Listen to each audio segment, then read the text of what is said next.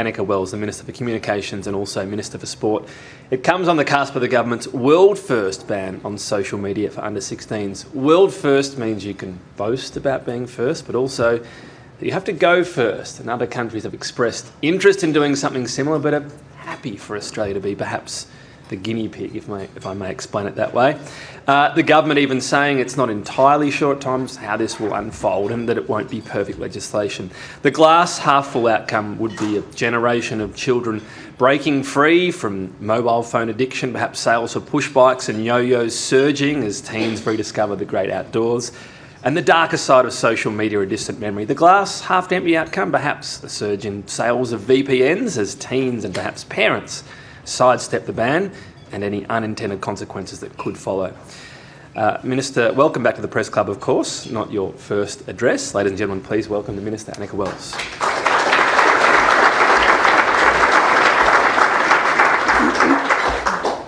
Hello all, it's a pleasure to be here. Thank you, Maurice Riley and the National Press Club Board. I want to acknowledge the traditional owners of the lands on which we gather. Together, we stand on the shoulders of 1,600 generations of First Nations people, and that is our shared history. I also want to acknowledge the parents in the room, the hundreds of thousands of parents who campaigned for this law, News Corp's Let Them Be Kids campaign, and Whipper and the 36 Months group. In 1 week, Australia will become the first country in the world to ban under-16s from having social media accounts. With one law, we can protect Generation Alpha from being sucked into purgatory by predatory algorithms described by the man who created the feature as behavioural cocaine. Through one reform, more kids will have their time back to learn an instrument or a language, or walk their dog, or master a torpedo punt, or the perfect lob pass. This is my second NPC address. 2 years ago, I stood on this stage to outline Labor's aged care reforms, stepping out a path for older Australians towards a better future. Today, I will step out the path for younger Australians towards a better future. A future that balances their right to connect, learn and create with the growing need to protect them from social media harms. I'll bust some myths, signpost where we're going, and be frank about the challenges ahead. I won't re-prosecute the harm that social media apps do to young brains. I'm going to do that a kilometre away from here in the High Court. But what I will say is this isn't the first time the harms of social media have been laid bare.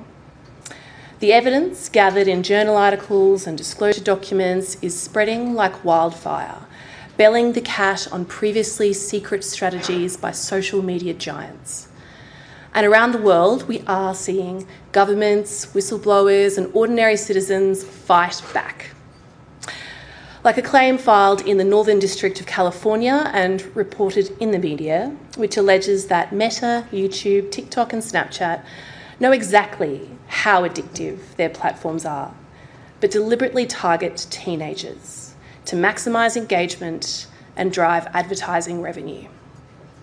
Media reports on the court case quote internal documents from each of those companies. Reports allege Meta have aggressively pursued young users, even as its internal research suggested its social media products could be dangerous to kids. Reports allege Meta employees proposed multiple ways to mitigate, but were blocked by executives who feared new safety features would hamper teens' engagement or user growth. Reports allege Snapchat executives admitted that people who have a Snapchat addiction have no room for anything else. Snap dominates their life. Reports allege YouTube employees acknowledged that driving more frequent daily usage was not well aligned with efforts to improve digital well-being. Reports allege an internal TikTok document recognised that minors do not have the executive mental function to control their screen time. Social media companies have made billions of dollars from Australian families because we spend 2 seconds longer than usual on a video while we're doom scrolling. These companies wield an incredible power we willingly hand over to them because of the benefits that the platform bring to us. From 10 December, we start to take that power back for young Australians. Now, we have a lot to get through, but first, let's bust the biggest myths I've heard visiting schools, talking to parents and teachers, and entering the belly of the beast, my social media comments. You will not be forced to present government ID to verify your age, despite the dog whistle campaign encouraged by my coalition counterpart. The law states platforms must always offer a reasonable alternative to their users. Companies caught forcing users to hand over their IDs face fines of up to $49.5 million. If you're an adult, you probably won't need to do anything extra to prove your age, because like I said before, these platforms have plenty of data to infer your age. They see that you've had an account since 2015. They see your cruise holiday snaps. They see you've been talking to other adults, you've been signing off your comments, hope the kids are well, love Helen and Paul. And similarly, if you've had your account since 2020, you've been DMing 14-year-old friends about Stranger Things and applying for a tax file number, you barely open the app during school hours but start doom scrolling the minute that school bell rings, you will be identified as probably under the age of 16. Yes, there will still be kids with accounts on 10 December and probably for some time after that. Not only because kids are clever and inherently seek to circumvent systems, but because this law is a world first. However, if a child has a social media account on 10 December, then that platform is breaking the law. With almost 86% of Australian children aged between 8 and 15 on social media, it will take time for age assurance sieves to filter out the existing accounts and to stop new accounts from being created. Most parents, carers and teachers that I talk to do not expect perfection. But what they do say to me is, thank you for trying and do not back down. Increasing the minimum age to have a social media account is not a cure, but it is a treatment plan. And this is not set and forget. We can't be static in dynamic environments because the tech sure isn't. eSafety will watch and respond to migratory patterns. And if LinkedIn becomes a secret online meeting place for under-16s, I will not hesitate to act. And eSafety will be conducting an evidence-based evaluation of the impacts of the law, good and bad, intended and unintended, to inform the government's 2-year statutory review. I understand that losing access to social media is going to be very hard for some under-16s, especially because these apps have been deliberately designed with addictive features. The co-creator of the infinite scroll feature, Asa Raskin, described his design as behavioural cocaine. Teenage addiction was not a bug, it was a design feature. And on 10 December, there are going to be withdrawal symptoms. Teenagers will be upset, some will fight to get back on, some will manage to find their way around the tech and keep their accounts. But I truly believe the short-term discomfort will be worth the long-term benefits. If you or someone you worry about feels disconnected, stressed or overwhelmed, there is strength in reaching out. Please go to esafety.gov.au where you will find helpful resources developed in consultation with youth mental health organisations, as well as links to websites, counselling hotlines and online chats. The first social media platform was a humble little service called 6 Degrees. Launched in 1997 as an online twist on the 6 degrees of separation, it was designed purely for connection, closer to ancestry.com than Snapchat. It wasn't until MySpace launched in 2003 that social media became social. By 2007, MySpace had more than 100 million monthly users. Depending on your age, you might recall when MySpace surged in popularity through its controversial feature, Top 8 Friends. It's easy to pretend that the savagery of socials is new, but even 18 years ago, MySpace was tearing friendships apart through the culture of comparison as Australians agonised over who to include or exclude in their top 8 friends. Way back in 2007, before a single hashtag was used online, Caitlin Flanagan wrote in The Atlantic about the dangers of MySpace, noting in the future it may be unheard of for a teenage girl from a loving family to disappear into her room every night for 2 hours of unsupervised e-chatting and instant messaging and MySpacing. Now, it has taken a while, but in 1 week, that future begins. And I use the word begins with purpose. Across Australia today, curious children went to school, they took away a lesson from a teacher they admired, they felt a sense of achievement with a grade they got back, they kicked the winning goal at soccer at lunch, they made a new friend on the buddy bench.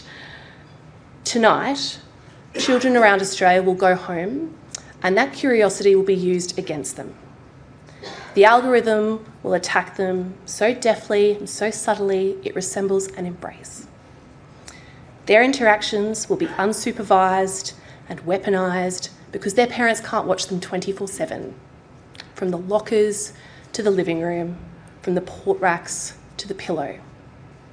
We know many kids don't tell their parents about seeing harmful content on social media, often because they're worried their parents will overreact and maybe deny access. Sometimes they don't even recognise what is happening to them is harmful. As whistleblower Sarah Wynne Williams said in her testimony before the US Senate, social media platforms target teenagers with ads based on their emotional state. Ms. Wynne Williams said if a teenage girl uploaded a selfie and then deleted it, advertisers would see that as a good time to sell her a beauty product or a weight loss product because the act of deleting that selfie indicated she may not be feeling great about her appearance. That is predatory behaviour, and we must act. We must act for Rob Evans and his daughter Liv. 3 years ago, Liv was struggling. 15 years old and vulnerable, Liv had a diagnosed eating disorder and began searching for low-calorie recipes on social media platforms, the ones captured in these laws. But Liv didn't realise that these platforms' internal drive is executed through aggressive, divisive content that prompts longer screen time. Liv found reels with women providing advice on how to exist on 200 calories a day.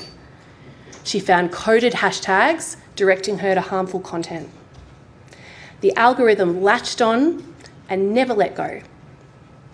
Those platforms grasped Liv's vulnerable 15-year-old hand and guided her down a dark neurological path towards anorexic content.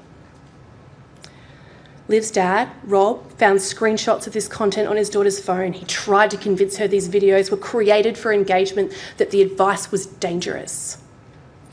Rob Evans is here with us today. Liv is not. So when I say this is too important not to have a crack, I say it thinking of Rob, and I say it thinking of Liv. I recently received an email from a 13-year-old girl from Queensland who said, I understand the whole mental health thing, but you guys don't understand what it's like to be young. And all we know is social media. And when I read that, I thought to myself, that's the problem. When Gen X and millennials were growing up, we had a computer in the family room, we had a TV in the lounge room, and we had a landline in the kitchen. And when we got a bit older, we got a flip phone, but every text cost credit, and we only got $30 credit a month, so we had to use it sparingly.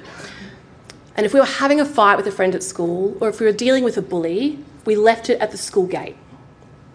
Some of us spent our pocket money buying the latest edition of Dolly or Girlfriend magazine to look at the latest fashion and beauty trends and maybe get tips about how to talk to the boy that you liked. Yes, those images were photoshopped. Yes, they set unrealistic expectations, but those magazines were monthly. Compare this to Gen Alpha. Since they got their first smartphone and their first social media account, they have been connected to the dopamine drip. In the palm of their hand, they have constant access to a TV, a phone, a computer, a comparison. Targeted algorithms, persistent notifications, toxic popularity meters are stealing their attention for hours every day. If they put their phone away, they might miss something. There is no reprieve.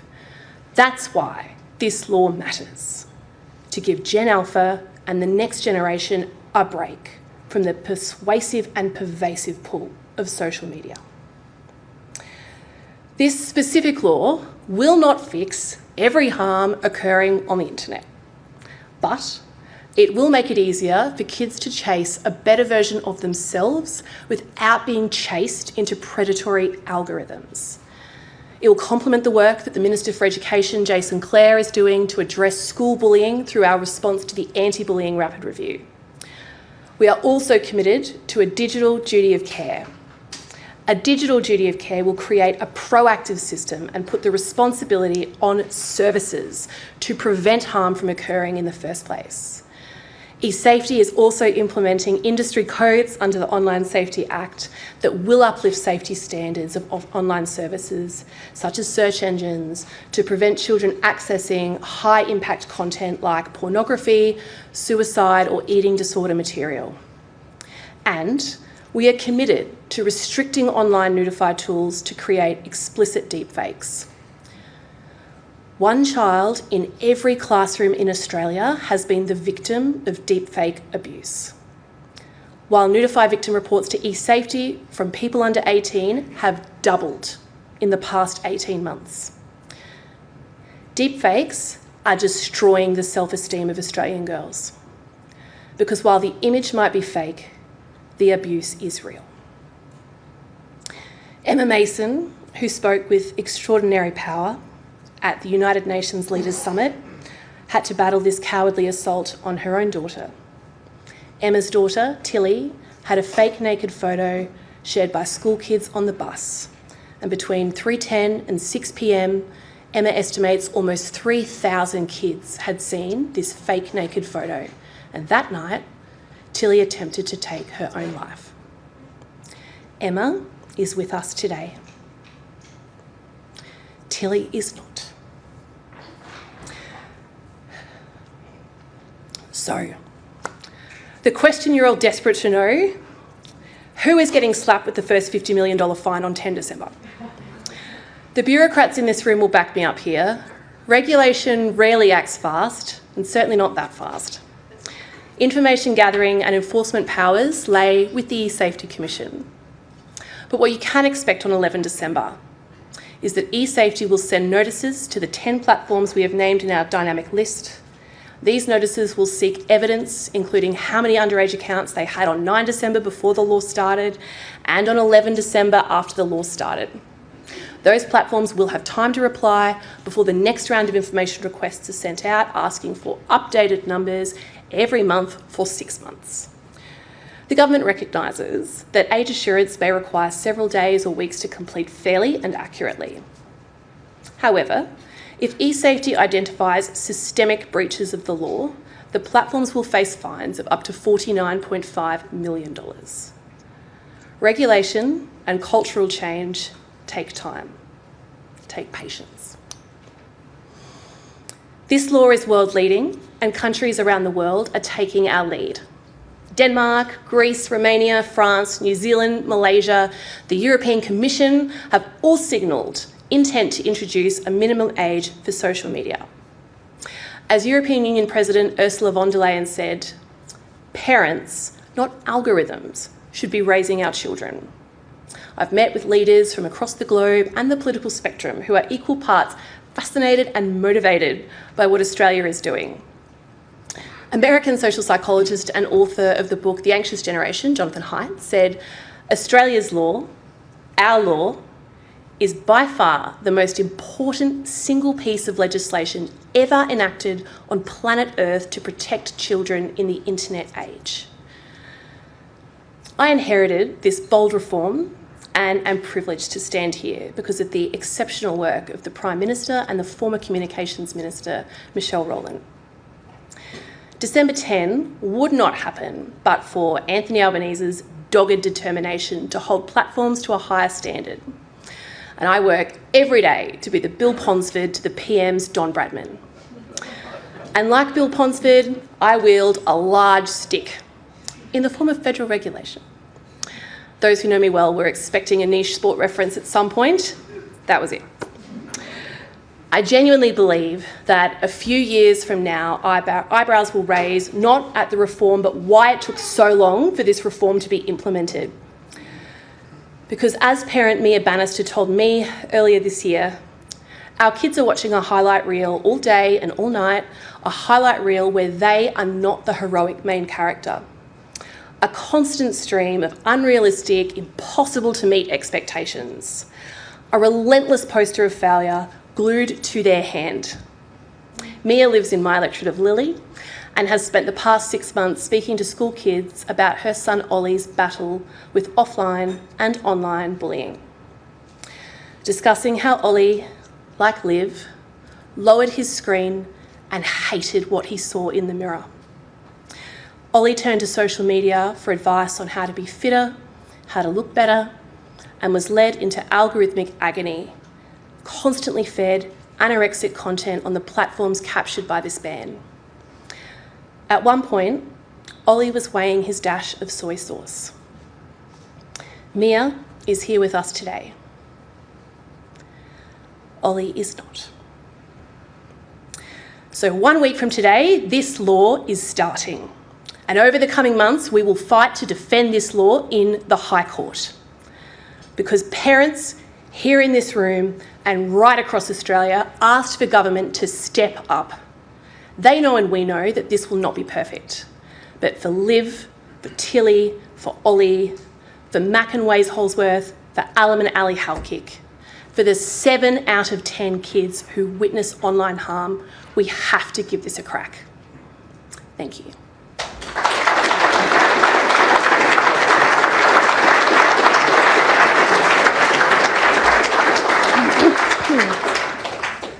Thank you, Minister. So you've mentioned the vulnerability, obviously, of teens accessing these social media platforms as a primary reason not to. 16-year-olds and 17-year-olds are still pretty vulnerable. Do you have a watching brief as to whether you'd increase the age? Most things, if there's a limitation in Australia, you can't do them until you're 18. Yeah. I think, and we've spoken about this before, the origin of this law was the campaign by hundreds of thousands of parents, and in particular, let them be kids in 36 months, and 36 months asked for 36 more months. The official policy of these platforms is that the starting age can be 13, so 36 more months makes it 16. That's how we got to 16. And you'll see different ages being used by different jurisdictions across the world. But one of the things we've done is institute a 2-year survey that eSafety Commission is going to run from when this law starts to monitor its progress, measure the data, see what the intended and unintended consequences look like and how we can improve the law. And I guess that would be an element of what we consider across that 2-year scope. The sporting reference I'll give is we have close to an AFL team asking for questions, so I will keep it to one. I'm sure my colleagues will, beginning with Claire Armstrong from the ABC. Thanks, Minister, for your speech today. Enforcing this ban relies on multi-layered age assurance. Lots of the platforms have spoken about the use of third parties collecting biometric data. What's your assurance to parents who fear that that could be collected, stored and reused down the track in a way that wasn't its intent? And to what extent do you actually think biometric data is going to play a big role here, given that, for example, in 2023, TikTok using inferred information alone kicked 1 million underage Australian users off the platform? Well, I think the very fun and snappy 1,200-page age assurance trial report gave us all a great deal of comfort that these things are possible and that there is a range of techniques, and I think Julie would say a waterfall of techniques that these platforms are going to be able to use, including biometric data, sure. But Julie, as the eSafety Commissioner, has also put in place a number of guardrails through our regulatory advice about keeping the capturing of that data, keeping of that data, that they must not capture more than they need to, they must dispose of it as quickly as possible. And the second point I would make to this, which I made in the speech earlier, but I think always is worth repeating, we give so much of our data voluntarily to these platforms. They already have the data that they need about how old you are based on information you have voluntarily given them. And yes, there'll be people who try to use their older siblings for their biometric data to erode facial ID, in the same way that there are kids who ask their older siblings to go and buy them alcohol because they're not over 18 and their sibling is. We understand there's going to be ways around this, but this is about the cultural change so that the class is off social media. There's maybe an outlier on it, not that there's one person who'd really prefer to be off it or got strict parents or can't afford a smartphone, whatever it is, and they're the outlier because everybody else is on it day and night. Mark Riley from the 7 Network.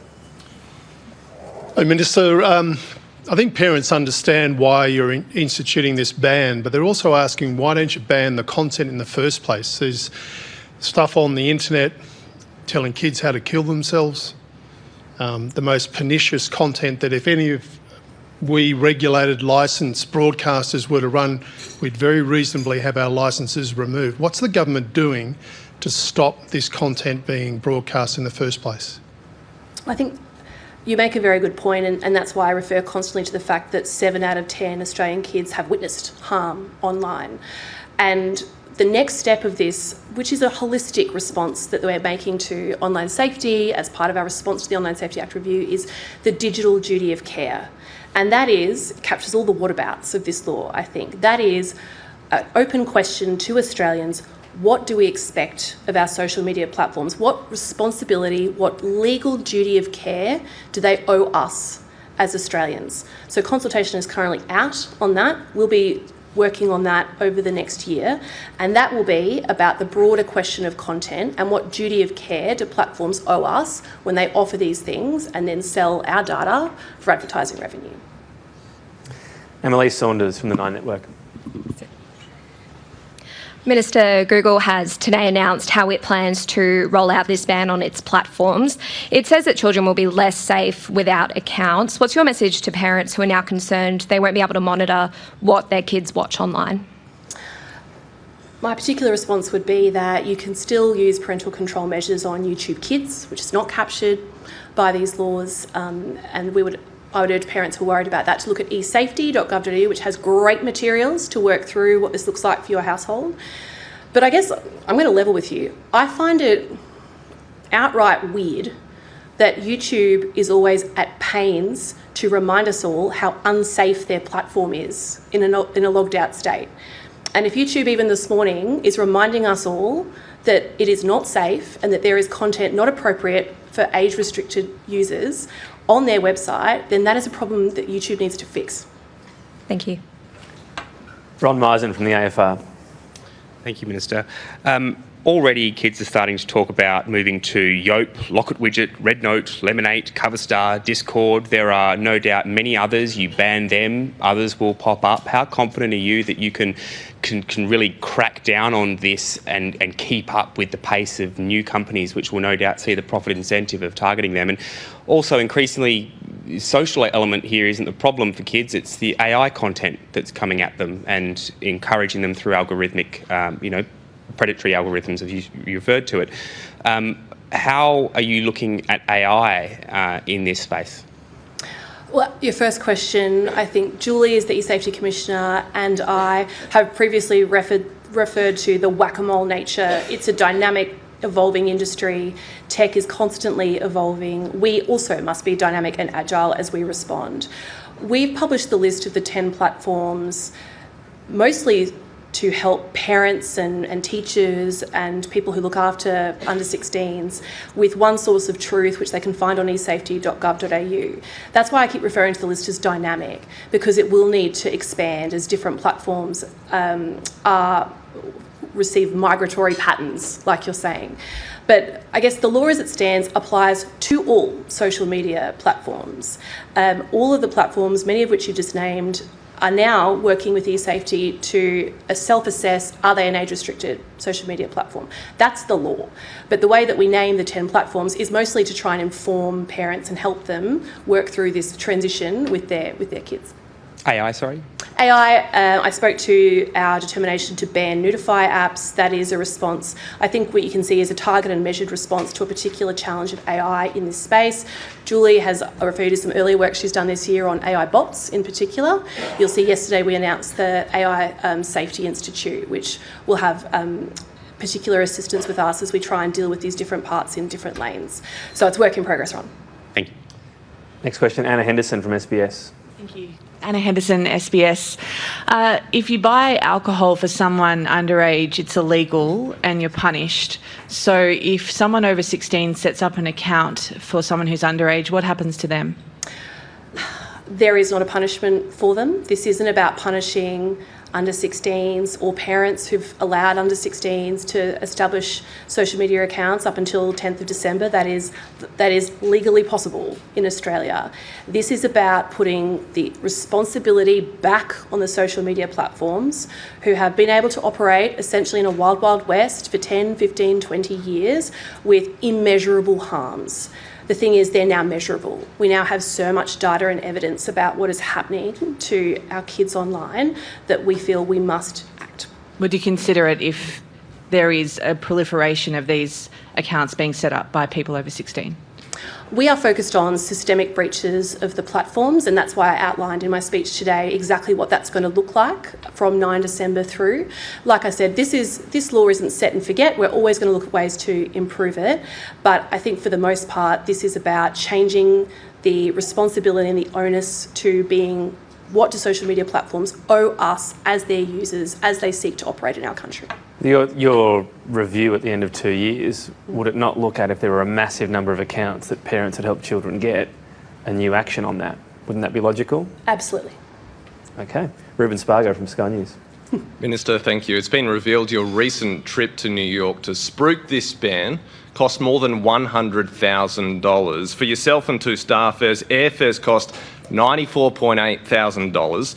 Accommodation cost just under $12,000 and ground transport cost around $4,000 USD. How do you justify spending this amount of taxpayers' dollars? Well, the reason you know all those things is because we're transparent about them, and we will disclose them, and we'll continue to disclose information about that trip through the usual processes.